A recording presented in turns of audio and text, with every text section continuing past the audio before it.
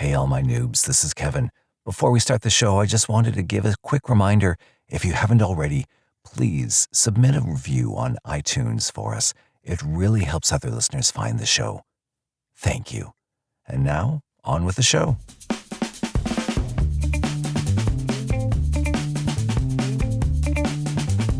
Hey, Michelle, I got a story for you. Do you? Okay, cool. What's it about? Okay, it's story time here on Nutrition for Noobs. So first off, welcome everyone to Nutrition for Noobs. And I just wanted to tell a story today about something that just happened to me this afternoon. So it's fresh on my mind. Cool. So I wanted to buy some specialty Asian noodles for some recipes that I found online that I wanted to try. So I went to a local supermarket that has tons and tons of variety. And I noticed something about myself that normally when I go shopping, I'm, kind of on autopilot. I buy the same things. I just know what I want and I get it. So when I'm looking for something different, I'm much more aware of hmm and more tentative. So I found what I thought were the noodles I wanted. They looked amazing. They looked delicious, nice and fresh, blah, blah, blah. And I was just putting them into my basket when something just inside said, "Oh, just check the nutrition." I just turned over the nutrition, okay, and hmm read the label. So, Michelle, I want you to guess one serving of hand-pulled noodles. How much sodium, percentage of your daily intake, do you think one serving of hand-pulled noodles were of this one brand that I found? Gosh, I'm okay. I'm gonna say like 20%. No, that high. 42. Good Lord, I thought it was a typo. I was like, is that 4.2? Because they're just noodles. They're just like regular noodles. these are noodles that are gonna survive the zombie Yeah, apocalypse. exactly. Exactly. So I started looking at a few other brands because, again, I didn't know these brands. So I was looking up and they were all similar, like 40, 38, 44. I was shocked. And I thought, oh, maybe that's the standard. Finally, I found one. And I found a brand that was 5%, Normal. which in my mind is like normal. Like you use a little hmm bit of salt when you're making noodles. And I was just astounded that there could be 8 times as much salt in the exact same product. And then I was also buying rice paper wrappers. And again, not something I buy every day. One serving of rice paper wrappers, 26%, a quarter of your daily sodium intake. Wow, and those are like literally rice paper and not like seaweed or Yeah, no, it's something just that you rice expect to be paper that salty. you put in water to make it a little softer and they're Dang, no wonder that sushi's so tasty. well, no, so then I started looking at brands and I I saw 22, 26, blah blah blah. Finally I found one 4%. Wow. So it was just astounding how the different brands could be so radically different with sodium. And I guess the take home is like, if you're not sure of the product, you should read the label. Turn it over. That's such a great example because, like, you've perfectly picked two items that I wouldn't even be inclined to turn the label over on that because it's like a single ingredient. It's not like you think Right. your noodles, right? You don't really think of your noodles as being an offensive source of sugar, salt, or fat. Yeah, with almost like half of your daily sodium intake. Like I was shocked. It was insane. So Wow. the lesson is Fascinating. read the labels. Read your labels, people. It reminds me of that story. We'd be talking to the one tea blending organization I was dealing with when I wanted to know, why is this tea so sweet? I'm not seeing anything in the ingredient list that explains why this tea is so sweet. There's got to be something artificial. They were like, no, no, no, it doesn't. I'm like, what? I need to see the ingredients. I need to know. And they're like, why do you care so much? And I said, because I'm going to put it in my mouth. Don't you Yeah, think I should know what I'm putting in my mouth? exactly. I guess nobody had ever asked that before. But yeah, if you're putting it in your mouth, you You should should know know what what's it in it. is. Yeah, exactly. Rule number one. Wow. Well, what a conscious consumer you are. I'm so proud. I'm tearing up. I honestly don't know what it was that made me turn over the wrapper and look at the nutrition. It was, and I'm so glad that I did because that brand I was going to buy, again, they looked amazing, but I was just floored by the amount of You're sodium. awesome. You're awesome. That's cool. Well, this is a good segue because I got, Is it? Oh, good. yeah, well, I circulate out there and people message me and I'm getting asked because the McVeggie launched in Canada last month. Yes, yes, I heard about that. And there's people asking, "Oh, so like what do you think of the McVeggie? Is it like better?" And like just being asked in general because we talk about, making your plate plant predominant and minimizing or eliminating processed foods and ultra processed foods and all the great stuff that we went over about, group 1 carcinogens, etc. Right. And I know that barbecue season is nearly over here, but getting asked, can I have a veggie burger? And like, so okay, my first answer is you can have whatever you want. Like I'm, Yeah. you know what I mean? You don't need Michelle's permission to eat. I'm not your food police. Yeah. But however, if what you're asking me is it a good choice or is it a reasonable choice or how does this fit into a well-planned diet? Then like, yeah, you can totally, I mean, enjoy a veggie burger. I definitely enjoy a veggie burger. So anyway, of course, so then the question, they're like, well, which one? What do you recommend? What do you have? And so, before like what I do randomly in my own diet is not necessarily the same thing sometimes when I'm trying to give a well-formed answer because I'm a consumer like everybody else. If Right. we happen to be on vacation or we're in a nice restaurant, there's limited options on the menu. I'm with some friends, that's the one thing you can almost always count on. Like they'll have a veggie burger of some sort, most Right. places, right? And then, we not too often, but occasionally we make them at home. And I'll be honest, like over like with all of the food innovations that we've seen in the last decade, what we used to stock in our freezer as a veggie burger is different than what we have now because there's Right. so many more options. The end game for me would be at the end of the day, if I had my druthers, my very favorite, and I think the best choice is always a really good black bean burger. I have yet to find any veggie burger, plant-based meat alternative, or anything that tastes as delicious as a really good black bean burger. But there's a lot of choice out there, which is a really great thing on one hand, but then it makes consumer confusion all over again, just in a different place. So, Kevin, I went down another rabbit hole. What? You go down a rabbit hole? Never. You never do that, Michelle. So I just want to preface this by saying, nothing that I'm going to talk about here today has been verified by an epidemiologist or a statistician, but I did use all of the resources at my disposal. I checked a bunch of references and I pulled up a bunch of numbers that I think make a reasonable comparison between various different veggie burger options. And then I fed all of the information into AI to consolidate it so that I could look at it in a number of different ways. And it just made up whatever answers it wanted, I'm sure. No.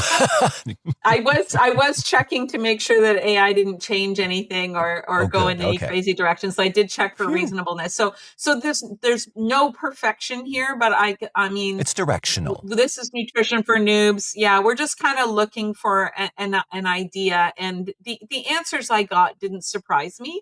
Hmm. It's well, actually, that's not true. Some of the sodium answers very much surprised me.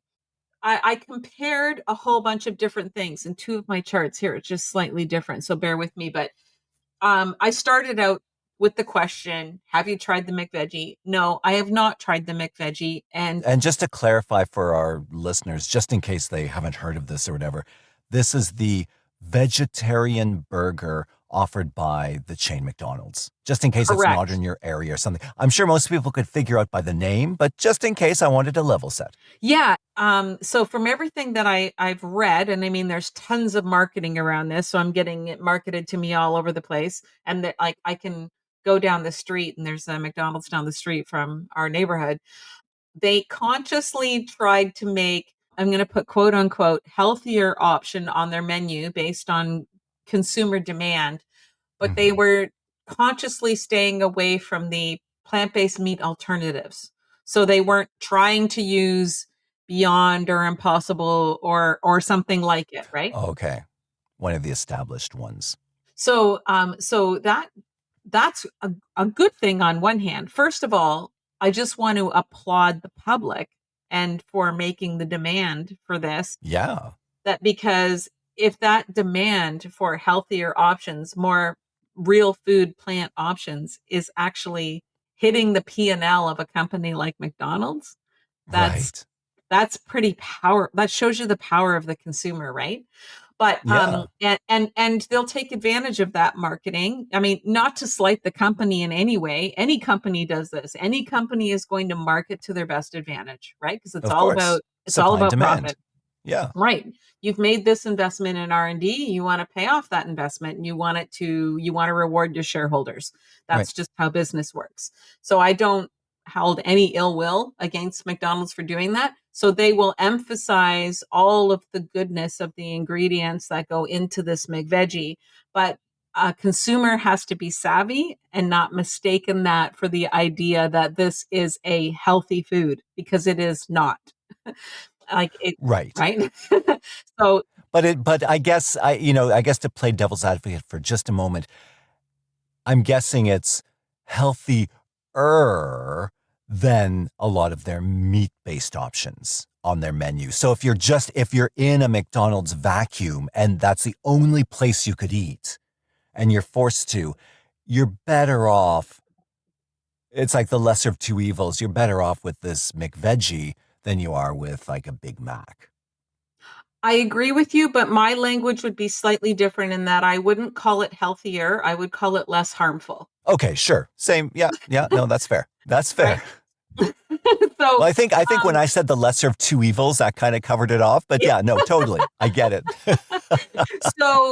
It's the sandwich patty of the McVeggie, unlike the other processed plant-based meat alternatives, is made of carrots, green beans, zucchini, peas, soybeans, broccoli, and corn, along with seasoning.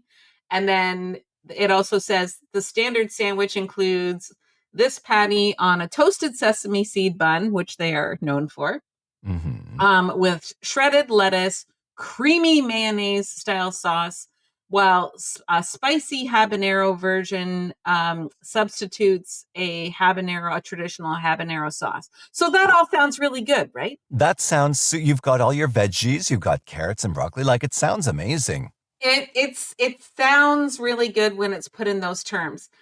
However, we know that the McVeggie, when we actually break down the nutrition information compared to other plant-based alternatives, it's among the highest in total calories. And just to level set, like I compared it to other fast food chain veggie burger options. Hmm. I also compared it to the Beyond Meat option. Kind of after the fact, I compared it to the Impossible just to check on that, because I Hmm. think somebody I know uses Impossible burgers. Who could that be?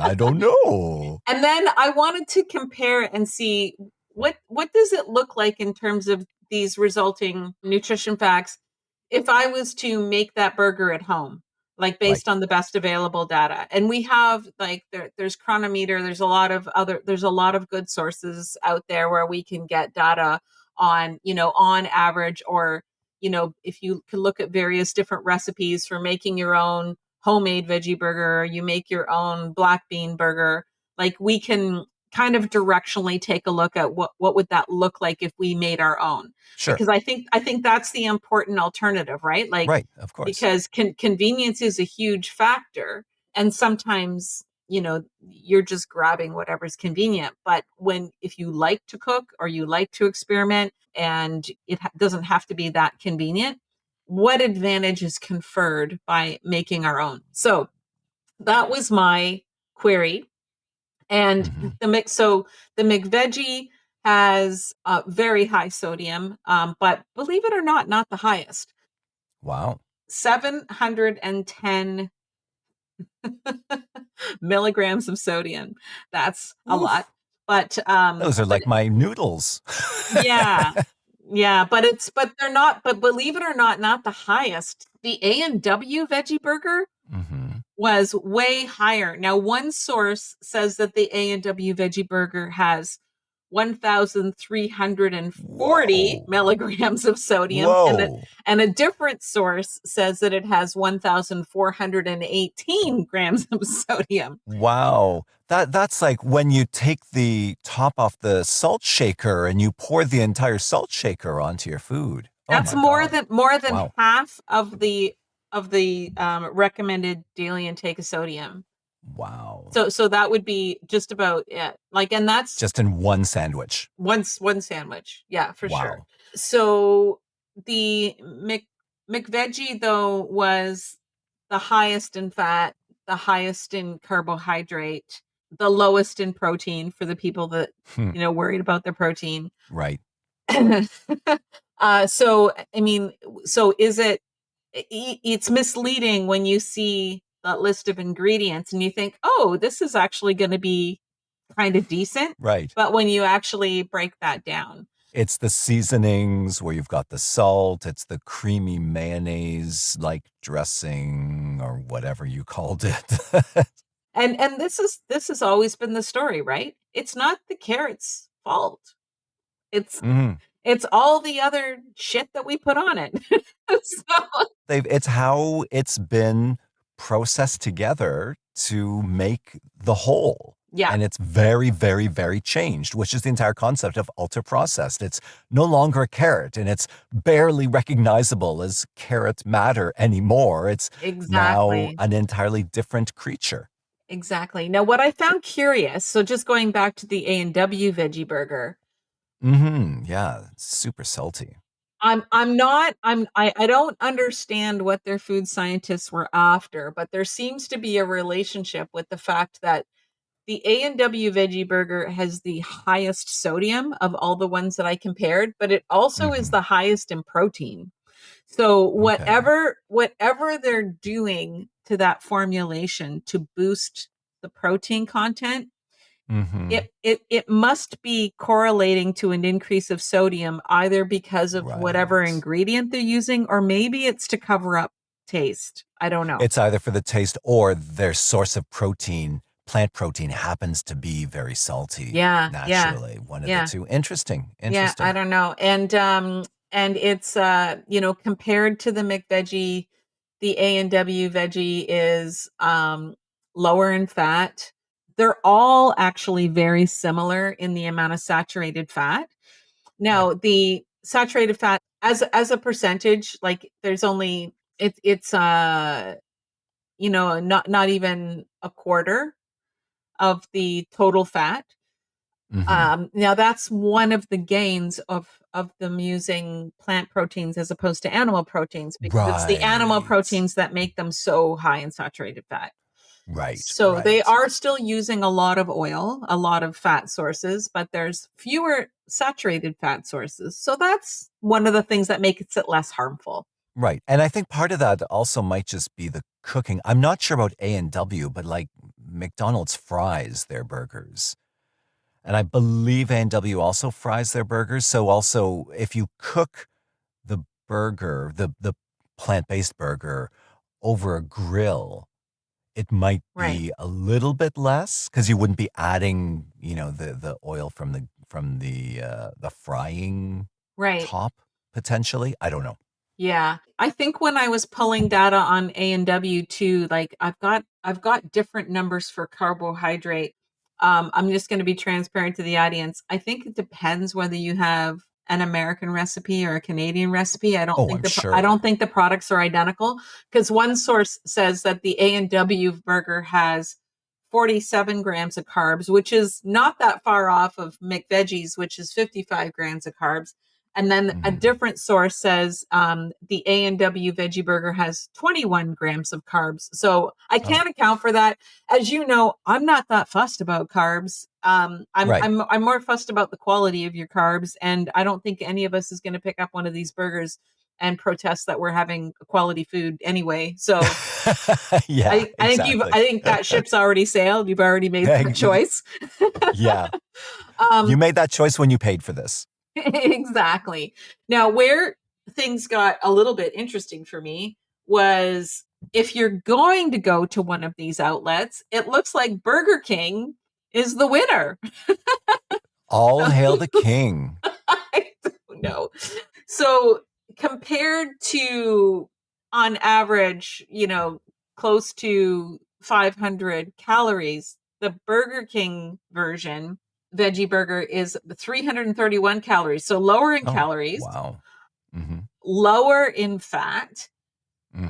around 8.2 grams of fat in a Burger King veggie burger, but half of that is saturated fat. So the ratio, like it's lower in fat Mm. altogether, but the ratio between saturated fat and other fats Is is over 50% right. saturated fat. Okay.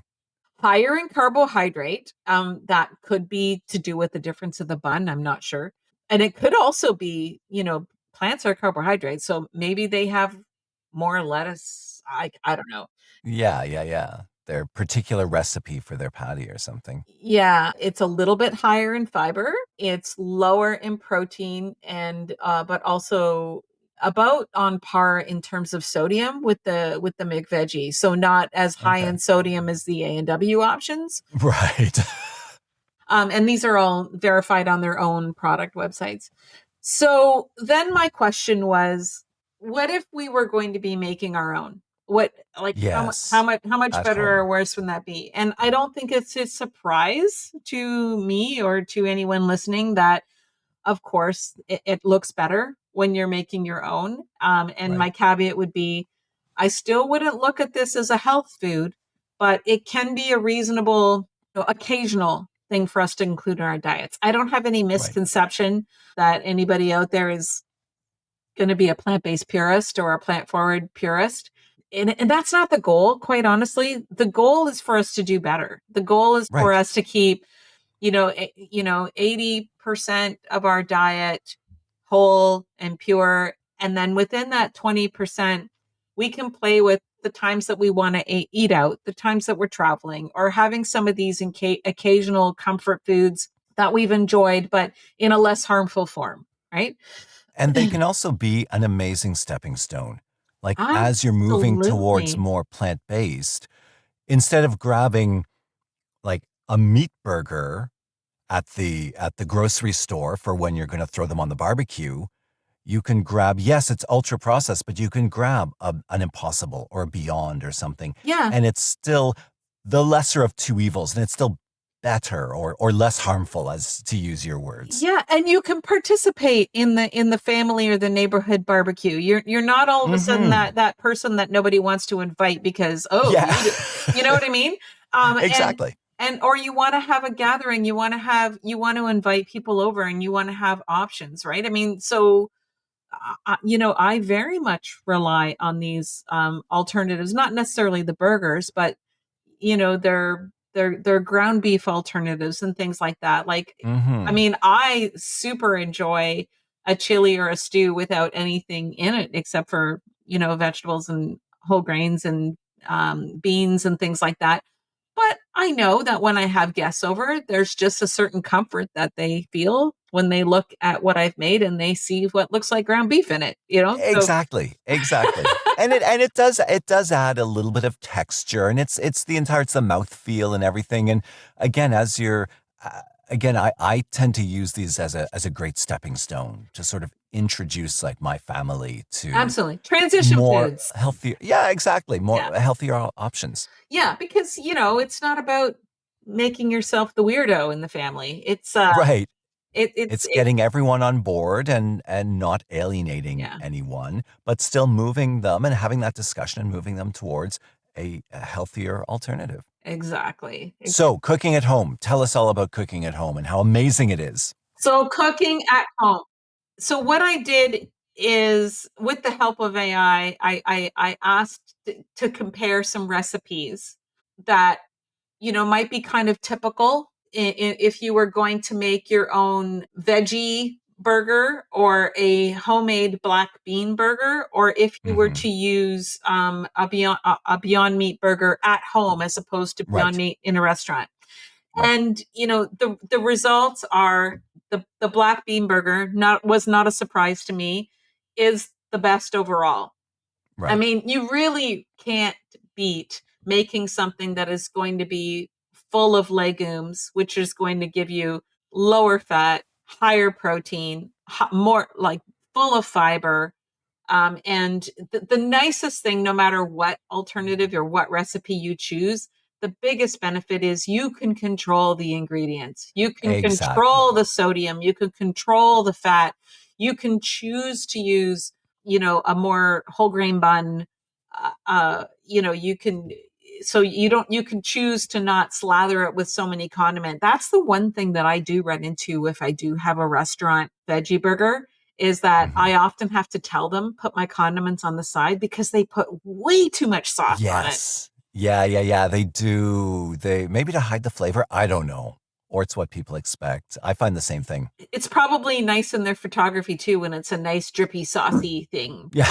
right? So so it was absolutely, the homemade black bean burger was the lowest in carbs, around 350 carbs. It was the lowest in fat, only somewhere between 5 to 10 grams of fat. Hmm. It was higher in carbohydrate, probably because of the legumes, right? Because legumes are Hmm. carbs. But Right. but it's again about quality. Like, where is your carbohydrate coming Exactly. from, right? Yeah. Overall, your typical bean-based patty standard is going to be your best bang for your buck, and the lowest in sodium, only like between 400 and 450 milligrams of sodium. Right. And as you said, you control all of these variables. Exactly. And I would say the same thing with your Beyond Meat burger. I would, if sometimes the beyond or the impossible is the easiest to reach for, and in Hmm. terms of convenience, and there's nothing wrong with that. But if I have the time to make a good black bean burger, it's going to be my preference in terms of taste and texture and enjoyment and everything. But I've got to say, there is a little bit of an art to it, because your black bean burger can be really well formed. It can also be very sloppy if it doesn't quite, you don't Hmm. quite get it to hang together. Yeah, yeah, yeah. I've tried it a few times, and it's failed more often than it's been a success. I encourage any noob that is, wanting, maybe the burger is often one of the last things to go, kind of like cheese, right? Like, the burger is Right. sacred for people. Hmm. Yeah. And if I just encourage you to be a little bit experimental. There's never been a time in history where there weren't more options. Just like you said at the Yeah. beginning, turn the label over and look at it. What's your favorite, Kevin? Do you like the black bean, or?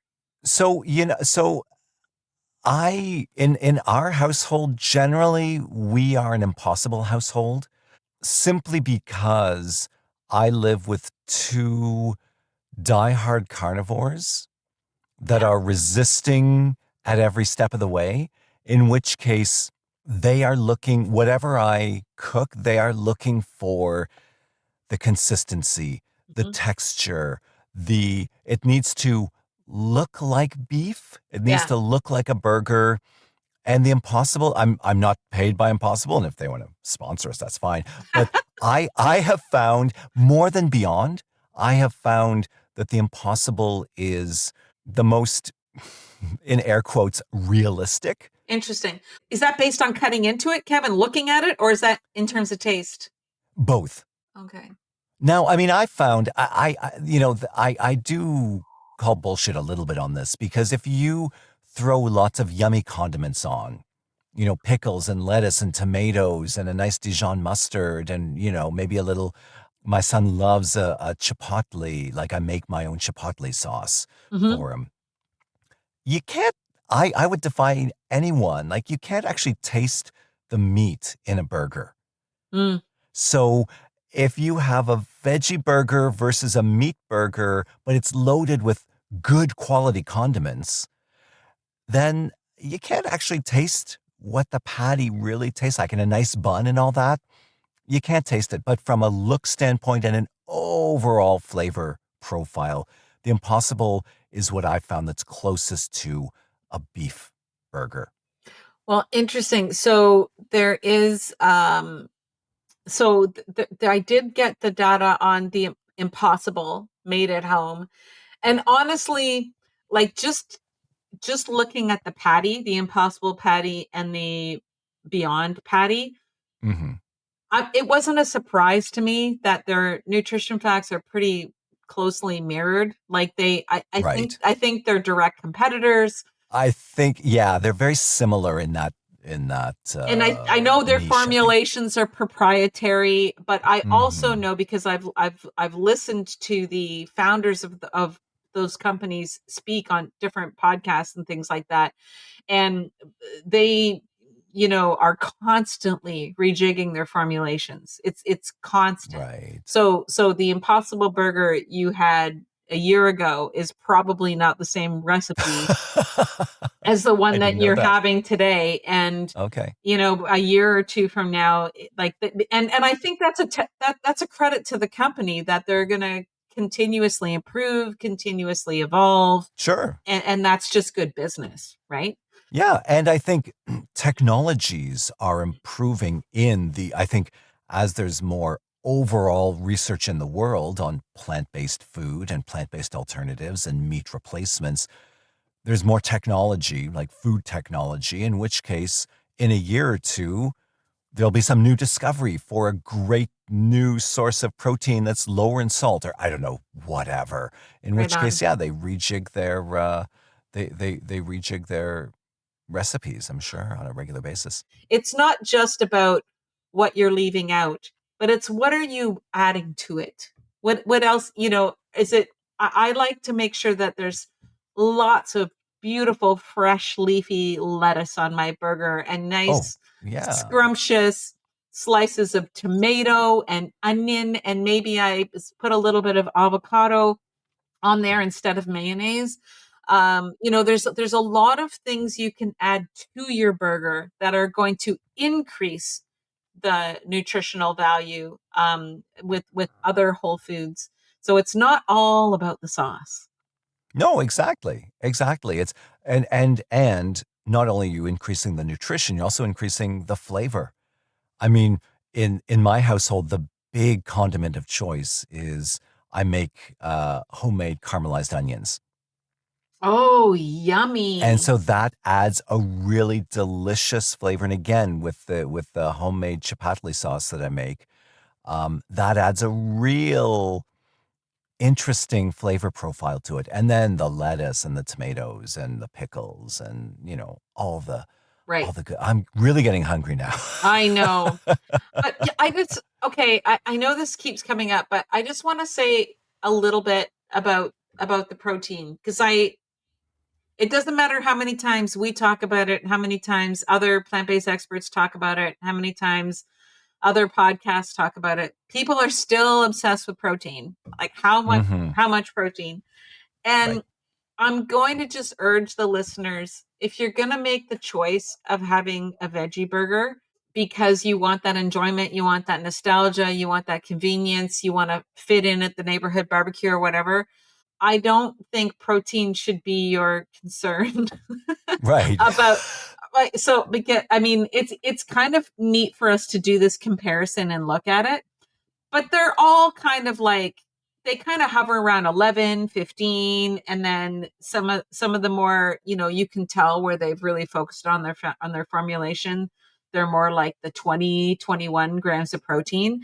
But Right. if you kind of go back, and I verified this because, as you know, like I'm always very conscious to make sure, has anything changed about the recommendation, Hmm. because it can be very confusing when you look at the guidelines and then it says, something about what percentage of total calorie intake should be protein. Well, There's still sources that say that, but I'm going to go harken back to the episode that we did on protein.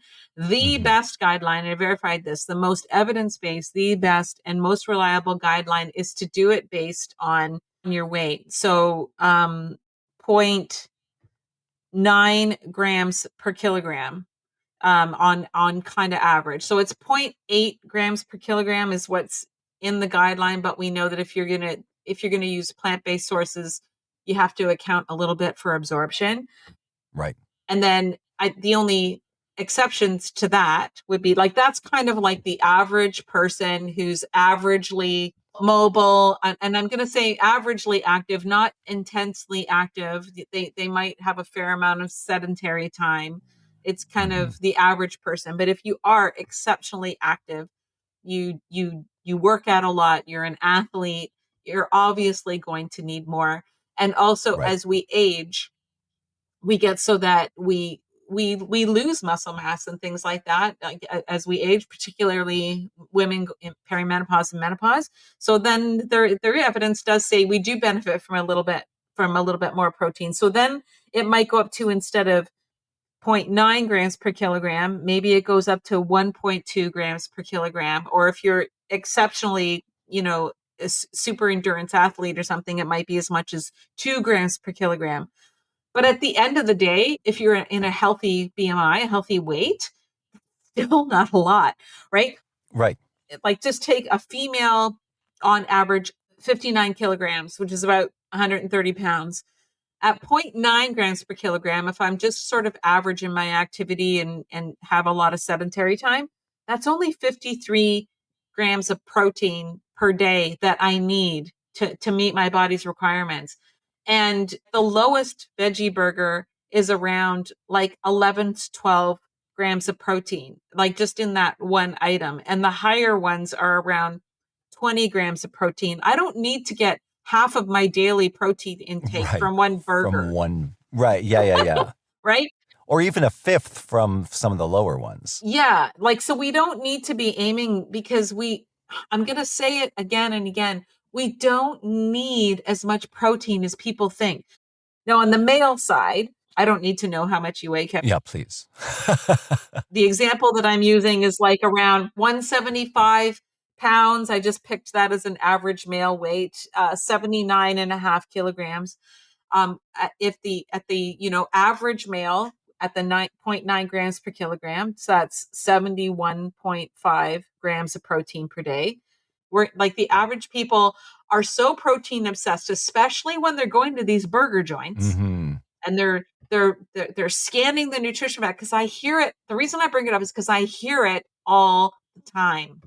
Which one of these has the most protein in their skin? Yeah, that's what people are picking apart is the one nutrient that they want to focus on. Yeah, yeah. So like, I'm like, get over it. Don't worry about it. And this is where sometimes when I do this analysis, the reason why I fall into such a rabbit hole is because when I'm eating, I don't worry about those things.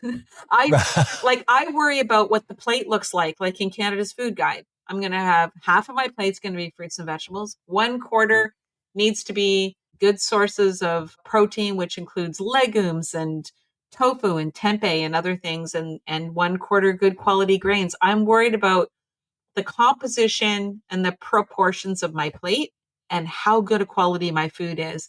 And then when I go outside the lines and I want to have one of these burgers, or I want to have a plant based pizza or something else, I don't measure it, because I know 80 to 90% of the time I'm eating really good stuff. I'm just Right. enjoying what I eat, man.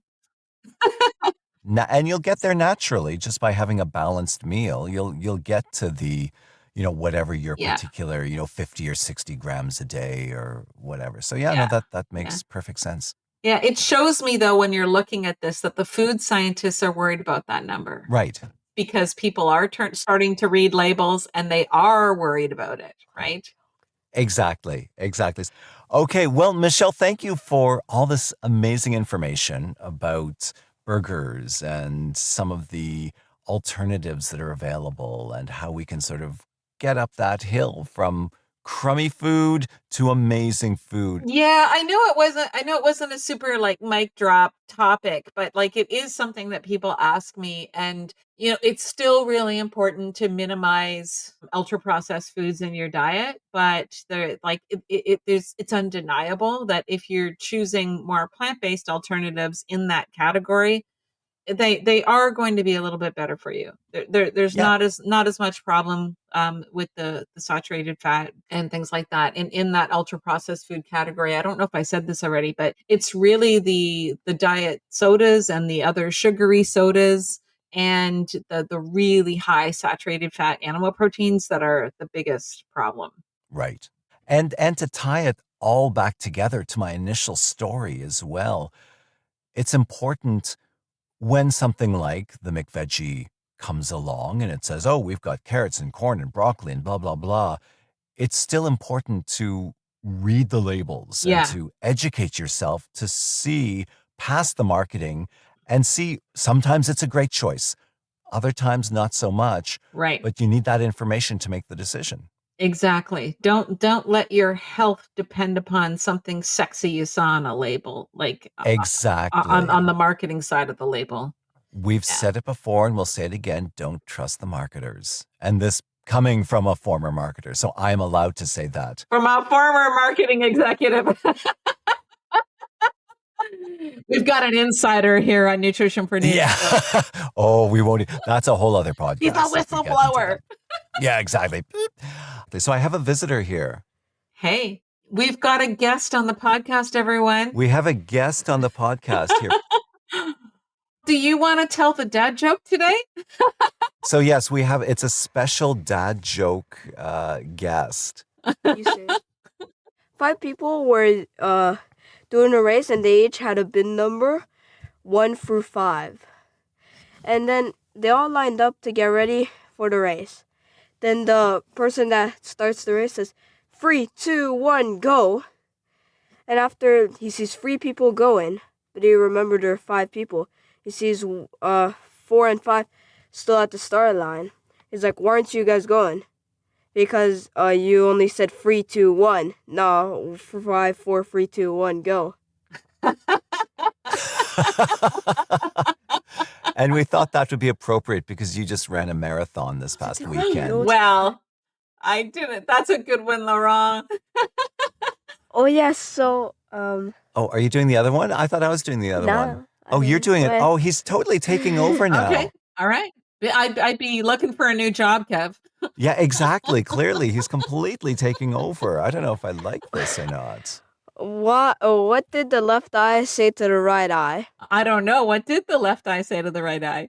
Just between us, something smells. That's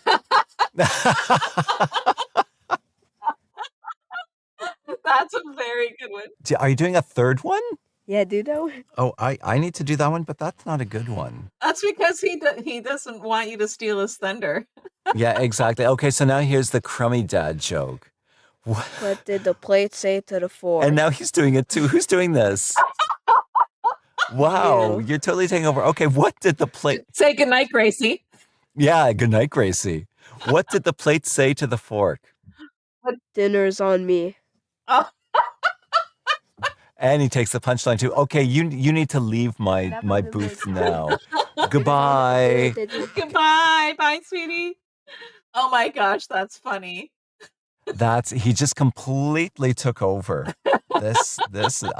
I'm never ever inviting him back again.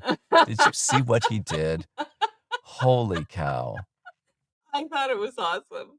So those were our dad jokes for the week. Well, great. Well, thank you, Michelle. Thank you, Kev. If anyone wants to get in touch with us, of course, you can reach out to us at n4noobs@gmail.com or connect with us on Facebook at facebook.com/nutritionfornoobs. We love to hear from you.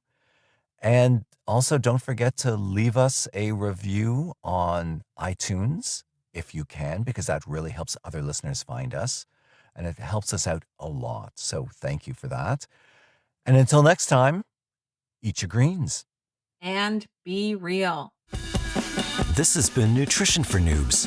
We hope you're a bit more enlightened about how your fantastic and complicated body works with the food you put into it. If you have a question or a topic you'd like Michelle to discuss, drop us a line at n4noobs@gmail.com. That's the letter N, the number 4, NOOBS@gmail.com. If you haven't already, you can subscribe to the podcast on whatever your favorite platform might be. Also, please consider leaving a review or telling your friends. That's the best way to spread the word. We'll see you next time with another interesting topic. The views and opinions expressed on Nutrition for Noobs are those of the hosts. It is not intended to be a substitute for medical, nutritional, or health advice. Listeners should seek a personal consultation with a qualified practitioner if they have any concerns or before commencing any actions mentioned in the podcast.